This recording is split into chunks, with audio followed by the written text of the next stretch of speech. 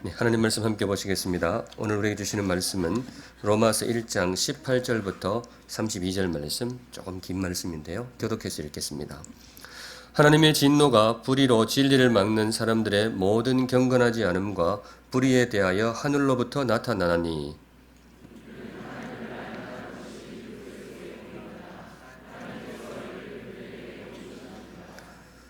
창세로부터 그의 보이지 아니하는 것들 곧 그의 영원하신 능력과 신성이 그가 만드신 만물에 분명히 보여 알려졌나니 그러므로 그들이 핑계하지 못할지니라.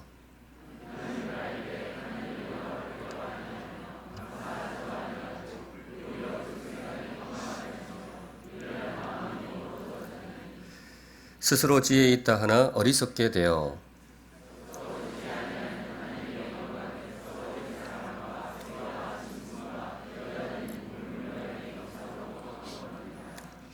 그러므로 하나님께서 그들을 마음의 정욕대로 더러움에 내버려 두사 그들의 몸을 서로 욕되게 하게 하셨으니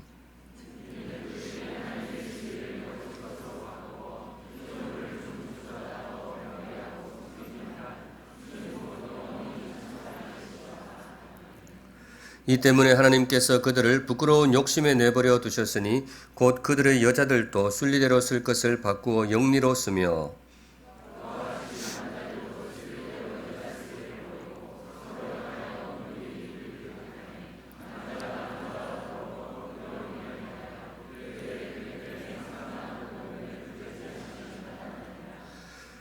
또한 그들이 마음에 하나님 두기를 싫어하며 하나님께서 그들을 그 상실한 마음대로 내버려 두사 합당하지 못한 일을 하게 하셨으니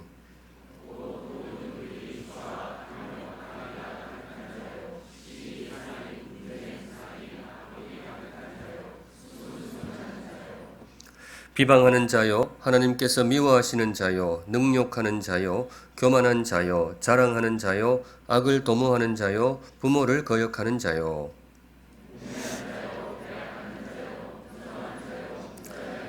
같이 읽습니다.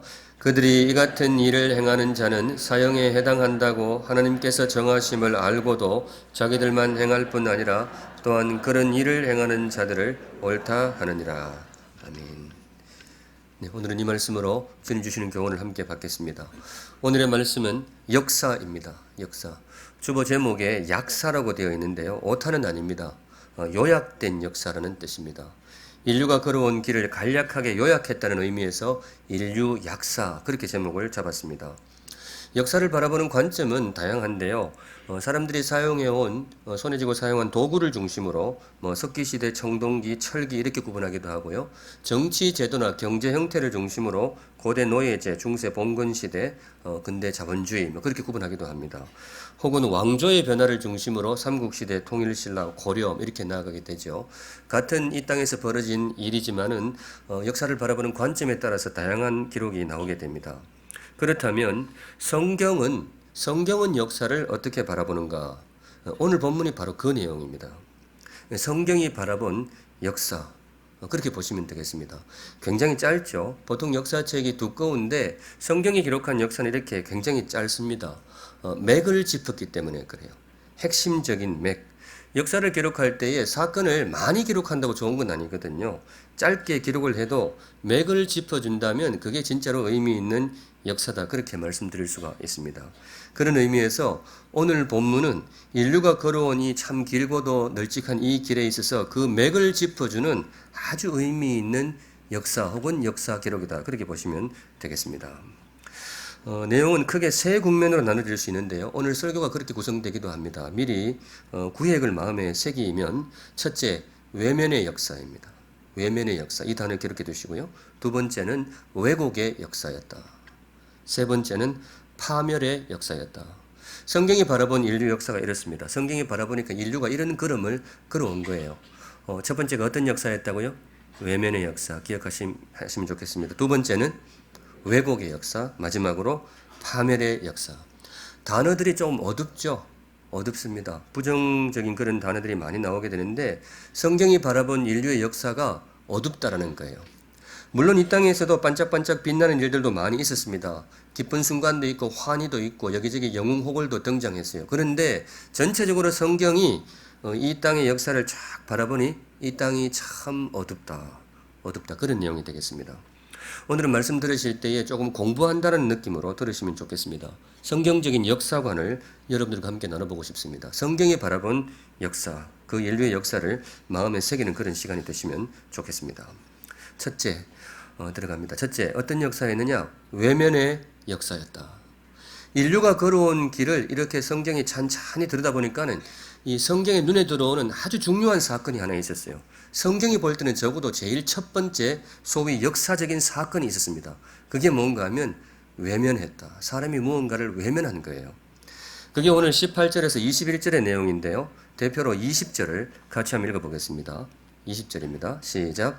창세로부터 그의 보이지 아니하는 것들 곧 그의 영원하신 능력과 신성이 그가 만드신 만물에 분명히 보여 알려졌나니 그러므로 그들이 핑계하지 못할지니라. 뭔가 지금 보이지 않는 것들이 있는데 그게 그때는 분명히 보여 알려졌다. 이런 내용이 되겠습니다. 창세로부터 성경은 역사를 기록할 때에 단지 삼국시대부터 시작하지 않습니다. 인류 역사의 시작 혹은 그 이전으로 올라갑니다. 창세로부터. 그런데 그때 혹은 그때 이후에 어떤 일이 벌어졌느냐? 그의 보이지 아니하는 것들 이렇게 나오죠. 그의 보이지 아니하는 것들. 여기서 그가 누구를 가리킬까요? 하나님을 가리킵니다. 창조주 하나님. 창조주 하나님의 보이지 아니하는 것들 곧 그분의 영원하신 능력과 신성이 다음 대목이 중요해요. 그분의 영원하신 능력과 신성이 그가 만드신 만물에 분명히 보여 알려졌나니. 이 만물을 보면 그런 시대가 있었다라는 거예요. 만물을 이렇게 쳐다보면 하나님이 보이는 거예요. 하나님의 능력이 보이는 거예요.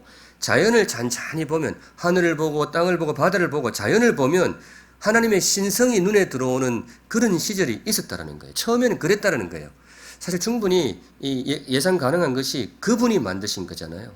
그러니까 그 자연 만물 속에 그분의 손길이 느껴지고 그분의 존재가 그 속에서 감지가 되는 거예요. 그런 시절이 있었다라는 겁니다. 그런데 그 이후에 어떻게 되었느냐? 21절 하나님을 알되 하나님을 영화롭게도 아니하며 감사하지도 아니하고. 성경이 바라본 첫 번째 역사적인 사건입니다. 하나님이 눈에 보이는데 사람들이 어떻게 했다고요? 영광을 돌리지 않았다. 그분을 영화롭게 하지 않았다. 자연을 보면 그분의 신성과 능력이 눈에 들어오는데 사람들이 어떻게 해요? 감사하지 않았다. 다른 말로 이걸 한 단어로 요약하면 그걸 외면하였다. 이 뜻이 되겠습니다. 사람이 하나님을 외면하였다. 자연 속에서 감지되는 그 하나님의 존재를 사람이 외면하였다. 성경은 이 대목을 굉장히 중시하게 봅니다. 첫 번째, 인류의 역사적인 사건이었다. 이렇게 보시면 되겠습니다. 역사는 아무 사건이나 기록하지 않습니다. 의미 있는 사건을 기록합니다. 일어났다고 해서 무조건 기록하는 게 아니에요. 한 두어 달 전인데요. 제가 샘물교회 부임하고 처음 출근하던 날 새벽기도 마치고 집에 가는데 40분이 걸렸습니다. 정확히 43분, 44분 그렇게 걸렸어요. 정자동 길이 좀 복잡해요 말이죠. 이게 굉장히 복잡하거든요. 제 집이 어딘가 하면 저쪽에 한진 8단지예요. 이게 길이 굉장히 복잡해요. 몇 분 걸렸다고요? 40분. 눈치채는 분도 있으실 건데 지금은 한 5분이면 가거든요. 7분, 8분. 그런데 제가 조금 그런 게 있어요. 길치가 있어요. 길치가. 예전에 서울에서 목회할 때 여전도의 모임이 저 송파 어디서 모이는데 저 때문에 1시간 반 뒤에 모였어요. 길을 못 찾아가지고 아무리 운전을 해도 알 수가 없어요. 그래서 나중에는 택시 기사를 세워가지고 택시 그 기사한테 돈 주고 그분 따라서 간 적이 있었어요. 그때 내비가 없어가지고. 여하튼 제가 첫날 40분이 넘게 걸렸어요. 성도 여러분, 이거 나중에 역사책에 나올까요? 안 나올까요? 샘물 30년사 이거 기록이 될까요? 안 될까요? 이거 안 됩니다. 그냥 아무 의미가 없는 거예요. 그냥 해프닝이라는 말이죠. 역사는 중요한 사건을 기록합니다. 그래서 역사를 기록할 때는 제일 먼저 어떤 작업을 거치는가 하면 선택을 거치게 되어 있어요. 어떤 사건을 기록할 것인가. 우리 민족에게, 우리 인류에게 후대에 영향을 미칠 중요한 사건이 뭔가 그걸 고르게 되어 있어요. 그래서 3.1 만세운동을 기록하고요. 그래서 며칠 전에 지난 8.15 광복을 기록을 하게 됩니다. 왜냐? 이게 중요하니까. 그런데 성경도 그렇습니다. 아무 사건이나 기록하지 않아요. 선택을 하게 되어 있습니다. 특별히 오늘은 인류 역사가 굉장히 짧잖아요. 이렇게 짤막한 역사를 기록할 때는 더욱더 고르고 또 고르는 거예요. 정말로 중요한 사건만 골라서 기록을 하게 되어 있는데 성경이 고른 첫 번째 사건이 뭐냐? 사람이 하나님을 외면하였다. 사람이 하나님을 외면하였다. 고려가 망하고 조선이 들어선 것도 중요하지만 성경이 볼 때는 이게 더 중요해요.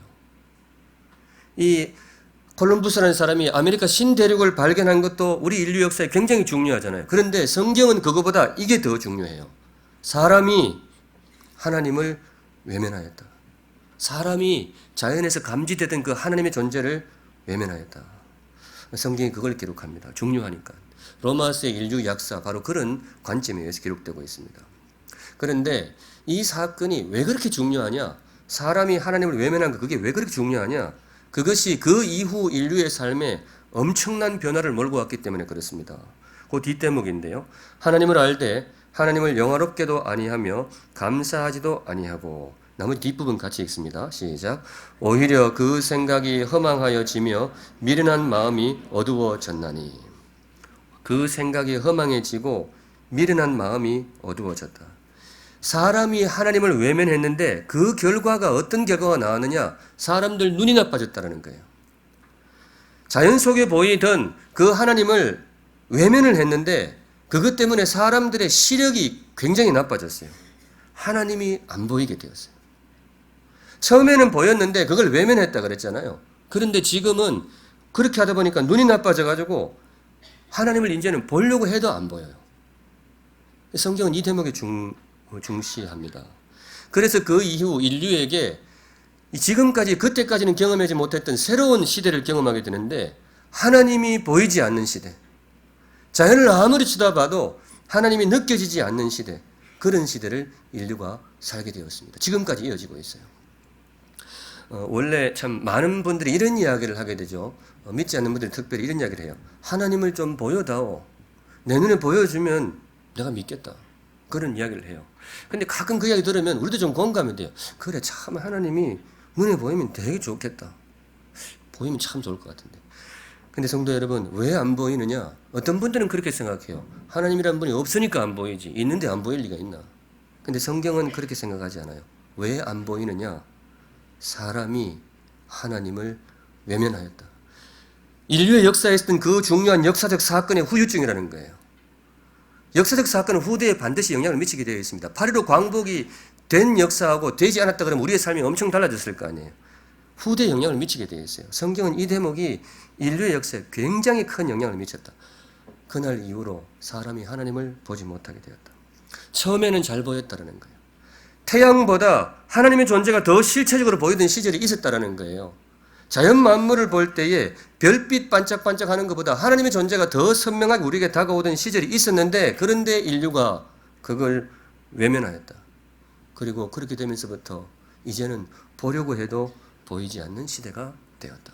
성도님, 이 사건을 마음에 새겨두시면 좋겠습니다. 사람 눈이라는 게 참 묘하거든요. 눈앞에 있다고 다 보이는 게 아니에요. 투명인간이라고 있잖아요. 투명인간. 근데 뭐 미래 그 과학 영화에 나오는 그 아주 특수한 인간 그거 말고 사회학적인 용어로 투명인간. 무시를 당하는 사람들이 있잖아요. 있는데도 없는 듯이 무시를 당하는 사람. 그런데 그분들이 처음부터 안 보인 건 아니에요. 처음에는 눈에 보이는데 단지 뭐예요? 무시를 한 거예요. 무시하고 왕따시키고 그러다 보니까 이렇게 뒷전으로 밀리게 되었는데 나중에는 어떻게 되느냐? 나중에 정말로 안 보여요. 있어도 안 보여요. 그러니까 그분들이 굉장히 큰 상처를 받게 되어 있습니다. 그런데 성경이 말하길 사람만 그런 게 아니에요. 인류가 하나님을 투명 하나님 취급을 했다. 눈앞에 보이는데 그걸 외면했다 이거예요. 그러다 보니까 이제는 안 보여요. 하나님이 안 보이는 시대. 여기까지입니다. 성경이 바라보는 인류 역사의 첫 번째 구비입니다. 사람이 하나님을 외면하였다. 물론 이건 일반 역사에 나오지 않습니다. 그분들이 이거 중요하게 생각 안 해요. 그냥 그렇게 생각해요. 원래 하나님을 안 보이는 거지 뭘 안 보이는 시절이 있었고 참 보이던 시절이 있었고 그러냐. 그렇게 이야기를 해요. 그런데 성경은 이 대목을 아주 인류 역사에 일어난 엄청난 사건으로 보게 됩니다. 인류의 삶에 거대한 후유증을 남겼기 때문에 그렇습니다. 하나님이 보이지 않는 시대, 외면의 역사, 마음에 새겨두시면 좋겠습니다. 두 번째, 성경이 바라본 역사, 두 번째 구비로 넘어갑니다. 기억나세요? 두 번째가 뭐였죠? 왜곡의 역사였다.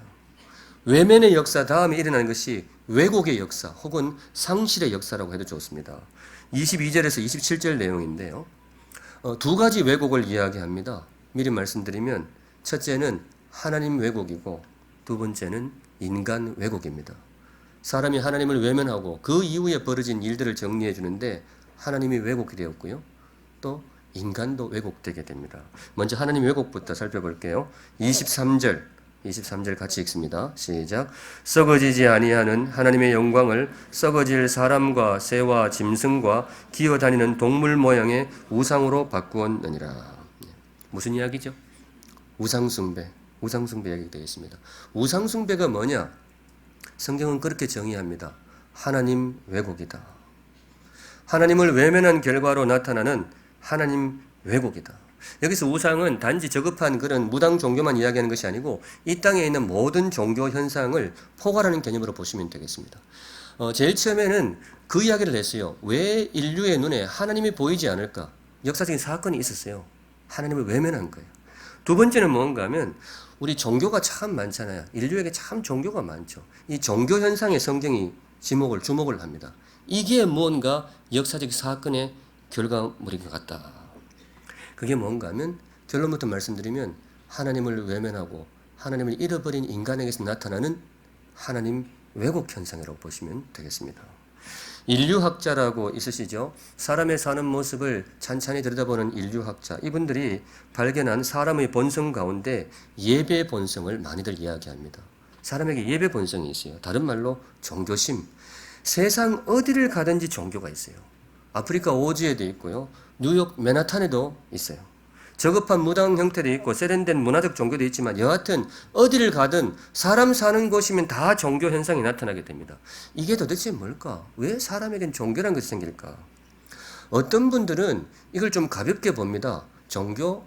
그거 잠시 있다가 사라지는 거야. 원래 옛날에 인간이 미개할 때 있다가 인간이 좀 머리가 트이면 사라진다. 이렇게 생각했어요. 실제로 지금부터 한 200년 전에 이분 이름이 어기스트 꽁트라고 하는데요. 이분이 아마 프랑스 분인 것 같아요. 사회학자로 일컬어지는 분인데 이분이 예언을 했대요. 200년 전에 과학이 발전하면 종교는 소멸될 것이다. 과학이 발달하면 종교는 소멸될 것이다. 그때 당시 많은 분들이 고개를 끄덕였다고 해요. 아 그래 그럴 거야. 이 과학이 발달하고 이성이 발전하게 되면 종교나 미신은 이 지구에서 자취를 감추게 될 것이다. 그런데 200년이 흘렀습니다. 과학도 발달했고 이성도 첨단으로 발달했어요. 어떻게 됐죠? 이분 예언이 틀렸어요. 종교의 힘은 지금도 건재합니다. 앞으로도 그럴 거예요. 우주선 타고 가는 우주인이 목에다가 십자가 목걸이 하고 가는 시대예요. 그래서 어떤 분, 이 엘빈 토플러라는 분이 있죠. 그분은 이렇게 이 주장을 바꿨어요. 21세기 최첨단 산업은 종교다. 이렇게 이야기를 했어요. 사람이 존재하는 한 절대로 사라지지 않을 인류의 동반자 종교. 성경은 여기에 주목을 합니다. 도대체 이거의 정체가 무엇일까? 왜 종교가 그렇게 우리 삶에 밀착이 된 것일까? 결론이 이거예요. 종교는 잃어버린 상처다. 잃어버린 상처다. 혹은 종교는 상실한 빈자리다.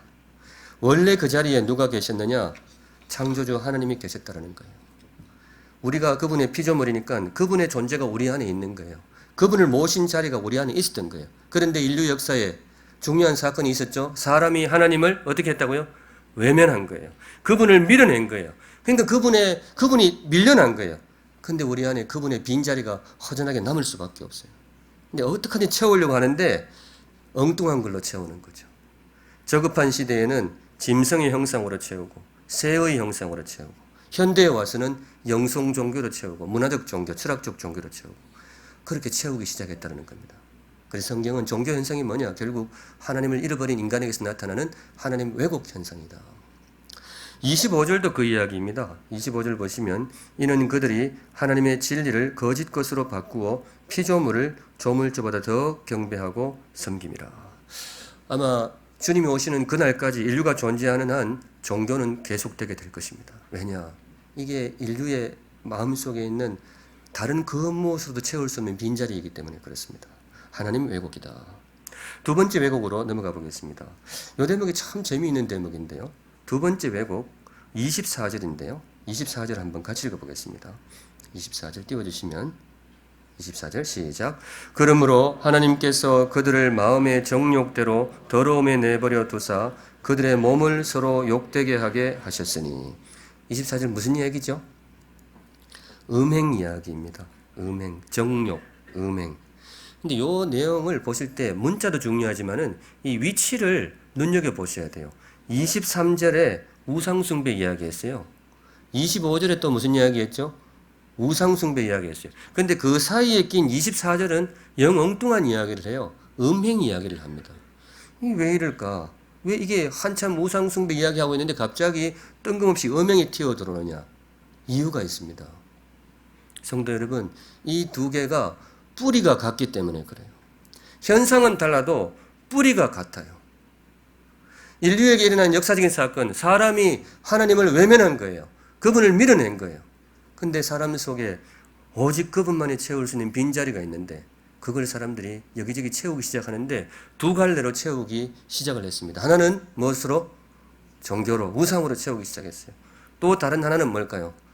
음행으로 채우기 시작했습니다. 이게 근본 뿌리가 같다라는 것입니다. 성경은 음행을 굉장히 크게 봅니다. 중요하게 봐요. 조금 표현을 터치하면 역사적인 사건으로 봅니다. 세상은 그렇게 안 보죠. 음행 그거 뭐 교회가 그렇게 고지식하게 그렇게 보는 거 아니라 사람이 살다 보면 좀 재미도 있고 이래 그 바깥으로 들어오고 그러는 거지. 그걸 그렇게 그러면 안 돼. 그냥 사는 게 그런 거야. 뭐 그냥 가볍게 봐요. 음행을 그렇게 봅니다. 그런데 성경은 음행을 그런 식으로 단순하게 보지 않습니다. 단지 쾌락 문제나 단지 도덕적 이슈로 보지 않습니다. 성경은 음행을 이끌어서 인간 왜곡이다.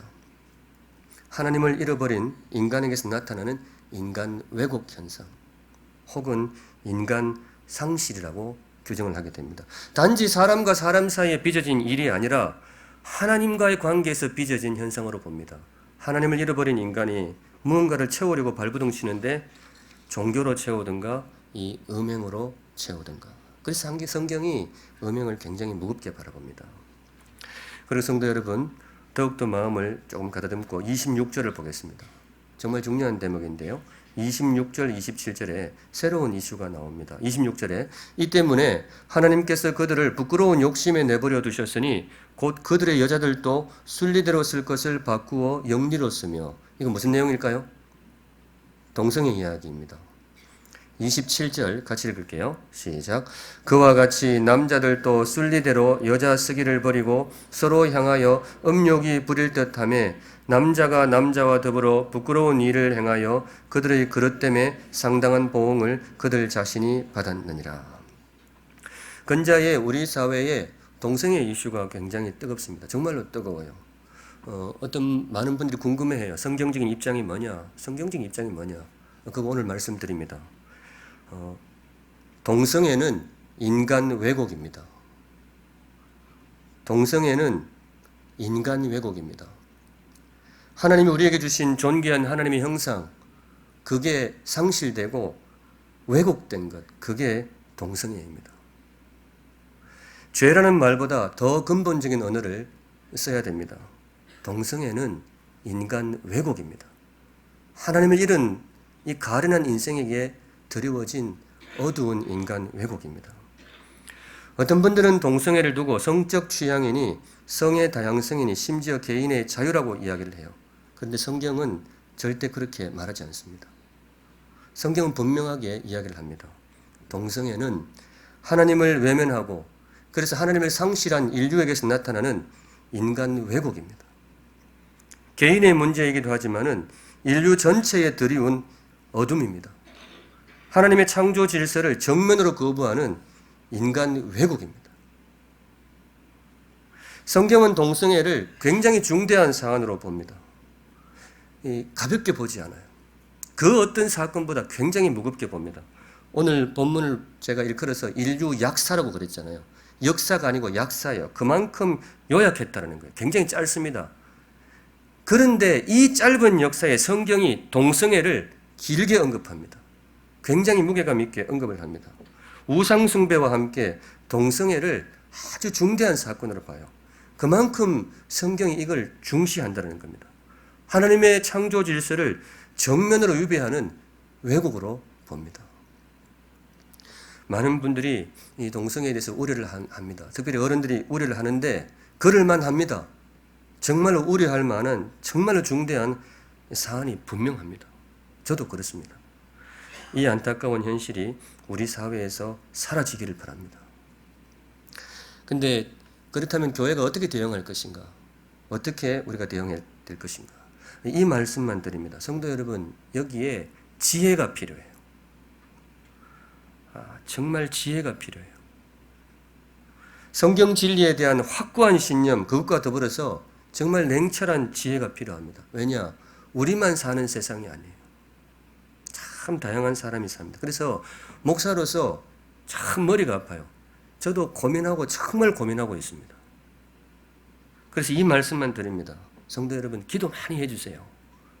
이게 정말 지혜가 필요한 이슈입니다. 여기까지 하고 한 걸음 더 나아가겠습니다. 성경이 바라본 인류의 역사가 무엇이냐? 세 번째, 첫 번째 외면의 역사, 그 다음 왜곡 혹은 상실의 역사. 세 번째 기억하십니까? 어떤 역사? 파멸의 역사. 이제는 파멸로 치닫는 거예요.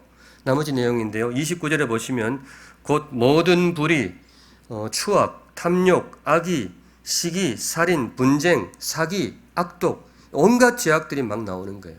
하나님을 상실하고 그래서 인간 자체도 왜곡이 되고 그 틈 사이로 온갖 악들이 마구 쏟아지는 거예요. 그래서 결론이 32절입니다. 같이 읽습니다. 32절 시작. 그들이 이 같은 일을 행하는 자는 사형에 해당한다고 하나님께서 정하심을 알고도 자기들만 행할 뿐 아니라 또한 그런 일을 행하는 자들을 옳다 하느니라. 성경이 바라본 인류의 역사는 이렇게 어둡고 결국은 파멸로 끝날 파멸의 역사입니다. 그 시작은 하나님 외면에서 시작이 되었어요. 사람이 하나님을 외면하였다. 그분을 밀어낸 거예요. 그 이후에 그 빈자리를 채우려고 우상도 가져오고 음행도 가져오고 그렇게 사람이 일그러지기 시작한 거예요. 그리고 그 틈 사이로 온갖 죄악이 이 인류에게 덮치게 됩니다. 그래서 파멸로 치닫는 역사이다. 물론 인류의 걸음에 화려함도 있었고 찬란한 문화도 있었어요. 그런데 성경은 골격을 바라봅니다. 그 포장이 아니고 흘러온 기본 골격을 바라봐요. 그 골격은 어둡기 짝이 없었어요. 외면의 역사였고 왜곡과 상실의 역사였고 그래서 파멸의 역사였다. 지금 역사가 그렇게 달려가고 있다는 거예요. 바깥에 있는 분들은 특별히 역사학자들은 이걸 동의하지 않을 가능성이 큽니다. 뭔 역사를 그렇게 어둡게 보느냐. 근데 성도 여러분, 어두워도 성경이 들려주시는 역사의 진실입니다. 신앙은 역사관입니다. 역사관이 중요한 자리를 차지합니다. 성도로서 이 아픈 진리를 마음에 품고 살아갈 수 있기를 바랍니다. 이제 다 왔는데요. 이제 설교를 마무리해야 되는데 사실은 한 굽이 더 남았습니다. 한 걸음 더 남았는데 이 결론이 뭐냐 이거예요. 성경이 인류의 역사를 이렇게 어둡게 바라보는데 그래서 그 결론이 뭐냐. 그 결론을 일러드립니다. 예수가 필요한 역사입니다. 외면의 역사, 왜곡과 상실의 역사, 그래서 파멸의 역사를 시닫고 있는데 그래서 그걸로 끝이냐? 그렇진 않아요. 누가 필요해요? 예수가 필요하다. 이 어둠을 걷어낼 방법이 있다는 거예요. 인류가 하나님을 외면하고 그래서 그분을 잃어버리고 우리 자신도 잃어버리고 이렇게 뼈아픈 파멸로 치닫고 있는데 그걸로 끝이냐? 그렇지는 않다는 거예요. 그 어둠을 되돌려 놓을 열쇠가 되는 분이 있는데 바로 예수 그리스도다. 그래서 성경의 역사관의 결론이 이거예요. 예수가 필요한 역사이다. 그래서 로마서는 예수 이야기를 합니다. 처음부터 끝까지 예수 이야기를 해요. 로마서뿐만 아니고 성경 전체가 펼쳐지는 첫 장부터 마지막 순간까지 예수 그리스도 이분 이야기를 합니다. 최 목사가 40편 헤맨거는 기록을 안 해도 예수의 탄생을 기록하고 예수의 십자가를 기록하고 예수의 부활을 기록합니다. 온 필력을 이 33살의 청년 예수에게 집중합니다. 왜냐? 이분이 우리 인류의 역사의 변곡점이 되기 때문에 그렇습니다. 제가 오늘 아는 말 다 쓰고 싶어요. 변곡점. 이분한테는 그 어떤 단어도 아깝지가 않아요. 예수에 집중합니다. 왜냐? 이분이 인류 이 어두운 역사의 희망이 되고 이 나락으로 떨어지고 있는 인류 역사에 한번 방향을 바꿔줄 변곡점이 되기 때문에 그렇습니다. 인류 역사에 거대한 변곡점이 두 개 있었어요. 흘러가다가 휘청하는 지점이 두 개가 있었는데 제일 먼저는 앞서 묵상했던 사람이 하나님을 외면하였다. 이 순간 휘청하고 아래로 떨어지는 거예요. 하나님을 잃어버리고 사람 자신도 잊어버리고. 그런데 그게 끝이 아니었어요. 감사하게도 정말로 반짝반짝 빛나는 희망의 변곡점이 있었는데 예수 그리스도, 이분이 떨어지던 인류의 역사를 다시 한번 희망으로 되돌려 놨습니다. 그분이 우리의 상실한 것들을 채워줘요. 인류가 잃어버린 것이 돈이다. 그러면 한국은행에다가 돈 찍으면 돼요. 인류가 잃어버린 것이 최 목사처럼 길을 잃어버렸다. 내비게이션 하나 따라주면 돼요. 근데 인류 역사에 들어온 상실은 그렇게 사소한 게 아니에요. 돈이나 길 그 정도가 아니에요. 하나님을 잃어버렸고 자기 자신을 잃어버렸어요. 그래서 이걸 해결하려면 좀 덩치 큰 분이 오셔야 돼요. 오셨어요. 그분 이름이 뭐라고요? 예수 그리스도. 그분이 오셨습니다. 그분이 이 어둠으로 치닫는 인류 역사에 희망이 되어주십니다. 한때 영어 단어 히스토리 가지고 젊은 사람들이, 예수 믿는 좀 똑똑한 젊은이들이 이 히스토리라는 단어를 가지고 언어 유희를 한 적이 있었어요. 히스토리를 둘러 쪼개면 히즈 스토리 이렇게 되잖아요. 그냥 그대로 문자대로 번역하면 그의 이야기 이렇게 돼요. 그래서 역사는 그의 이야기다. 근데 그가 누구냐? 누구라고 했을까요? 예수님이 됐어요. 저 중고등학교 때 처음 들었던 것 같은데 진짜 그런 줄 알았어요. 그렇구나. 역사가 그의 이야기구나. 나중에 배워보니까 사전적으로는 아무 근거가 없더라고요. 아무 근거가 없는데 성도 여러분, 그거 믿고서 하시면 좋겠어요. 성경적인 진리입니다. 역사라는 것이 변화를 가져와야 되잖아요. 역사라는 것이 변화 중에서도 아름다운 변화를 가져와야 그게 진정한 역사이잖아요. 그런 의미에서 인류의 역사는 뭐냐? 예수 이야기. 그분의 이야기가 우리에게 희망이 되고 나라고 떨어지던 인류의 역사를 다시 한번 위로 상승케 하는, 그분이 그 변곡점이 되었어요. 그래서 저는 이걸 받아들이기로 했습니다. 역사 한마디로 하면 뭐냐? 역사는 예수 이야기이다. 오늘은 여기까지 보겠습니다. 제가 좀 정리해 보았는데 인류의 역사 조금 마음속에 그려지시는지요? 네, 그러시면 좋겠습니다. 역사를 잊은 민족에게는 미래가 없다. 신채호 선생이 하신 말씀이라고 하는데 광복절이 되면 더욱 가슴에 와닿습니다. 요즘 일본 사람들 하는 거 보면 정말 그래요. 그분들도 앞으로 미래를 나아가려면 자꾸 어떻게 하자는 것이 아니고 비록 부끄러운 역사지만 그걸 기억해야 될 텐데 그런 생각이 들기도 합니다.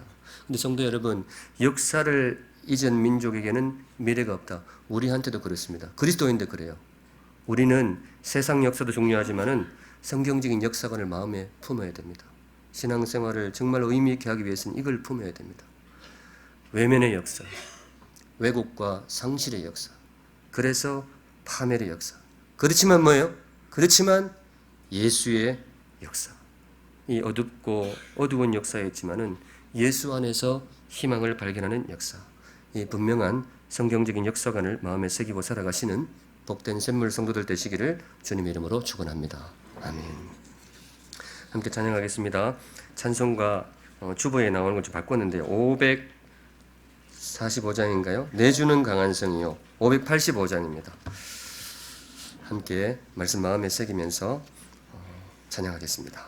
거룩하신 하나님, 주신 말씀 마음에 새깁니다. 인류의 역사를 돌아보았습니다. 어둡고 참 안타까운 걸음이었습니다. 하나님을 외면하였고, 그래서 하나님을 잃어버렸고, 엉뚱한 곳으로 채우려고 하였고, 그래서 우리의 참다운 모습마저 잃어버리게 되었습니다. 그렇지만은 감사하게도 예수의 역사, 우리 인류 역사의 변곡점이 되어주신 예수 그리스도, 주님이 이 땅에 오신 것을 너무 감사합니다. 그 마음 품고 살아가는 하루하루가 되게 하여 주시옵소서. 거룩하신 하나님, 주의 백성들 하나님 앞에 귀한 예물 올려드립니다. 주님 기쁘게 받아 주시옵소서. 모든 제물이 주님께로부터 온 선물인 줄로 믿고 열에 하나 구별하여 믿음으로 드리는 헌물이 있습니다. 기쁘게 받으시고 우리 성도들의 생업의 현장에도 복내려 주시옵소서. 주님 복내려 주시옵소서. 주님 복내려 주시옵소서. 마음의 소원 담아서 드리는 헌물 하나님 한 글자 한 글자 찬찬히 읽어보시고 우리 성도들을 가장 복되고 선한 길로 이끌어 주시옵소서. 아멘. 지금은 우리의 장수가 되시는 우리 주 예수 그리스도의 은혜와 하나님 아버지의 그 크신 사랑과 지금 우리와 함께 하시고 지혜를 주시는 성령 하나님의 교통하심이 하나님의 백성으로서 귀한 삶을 살아가기를 소원하고 다짐하고 승리하기를 다짐하고 기대하는 주의 모든 백성들 머리 위에 우리 샘물의 앞날 위에 이제로부터 영원까지 항상 함께 계실지어다. 아멘.